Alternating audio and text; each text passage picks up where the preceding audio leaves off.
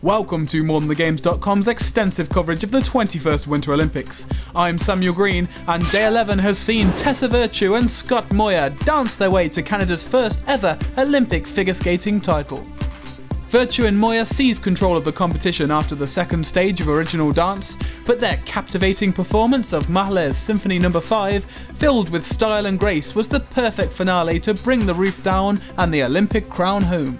America's Merrill Davis and Charlie Wood secured the silver medal, and Russian world champions Oksana Domnina and Maxim Shabalin took bronze, but neither pair were able to match the masterful display of movement from the Canadians. Austria proved to be the dominant force in team ski jumping with an emphatic victory as double Vancouver 2010 bronze medal winner Gregor Schlierenzauer finally got his hands on gold. The 20-year-old was the star of the show, nearly soaring to an Olympic record of 146.5 metres, but his score was reduced to 145.2 after his left hand touched the ground on landing. Germany edged out Norway in the battle for second, but after winning 6 of the 8 sets of jumps, Austria cruised to a comfortable defence of their title. Triple world champion Petter Northug finally unleashed the cross-country surge he had been holding back to capture freestyle team gold alongside Øystein Petersen for Norway.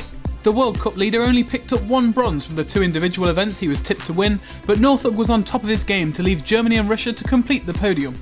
And Germany struck team gold in the women's event as Claudia Neustad and Evie Sackenbacher-Stahler clinched victory ahead of silver medalists Sweden and Russia, who took bronze. In the semi-finals of the women's ice hockey tournament, Monique Lamoureux grabbed a hat-trick in the 9-1 hammering of Sweden to book the USA's place in the gold medal match, where they will meet Canada after Hayley Irwin's double saw the hosts cruise to a 5-0 win over Finland. In men's curling, Canada made it 8 wins from 8, overcoming the USA 7 stones to 2, and they will be joined in the semi-finals by Norway, who beat France 9-2. And in the women's competition, the hosts secured their spot in the Final Four with a 6-2 win over defending champions Sweden. The men's freestyle skiing aerials competition has been thrown wide open after China's defending champion Xiaoping Han and Belarus's World Cup champion Anton Kushnir crashed to shock exits ahead of Thursday's final, while Zongyang Jia registered the highest qualifying score.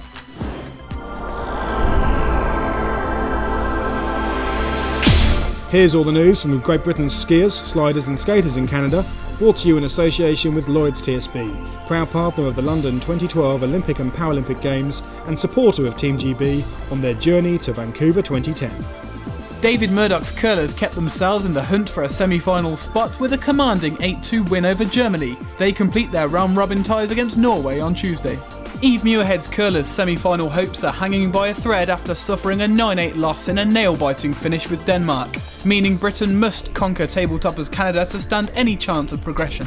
Figure skaters Penny Coombs and Nick Buckland were delighted after scoring a season's best 71.60 points in their free dance to finish in 20th position, while John and Sinead Kerr also landed a season's best of 92.23 on their way to an 8th place finish. Teenage cross-country skiers Andrew Musgrave and Andrew Young were unfortunate not to finish in the team sprint semi-finals as 17-year-old Young was suffering from illness.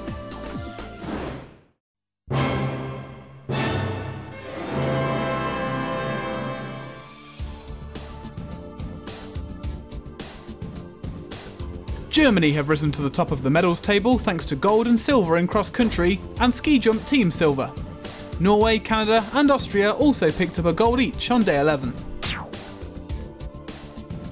For the latest news, interviews and behind-the-scenes gossip from SportsBeat's reporters at Vancouver 2010, visit MoreThanTheGames.com or follow us on Twitter @SportsBeat.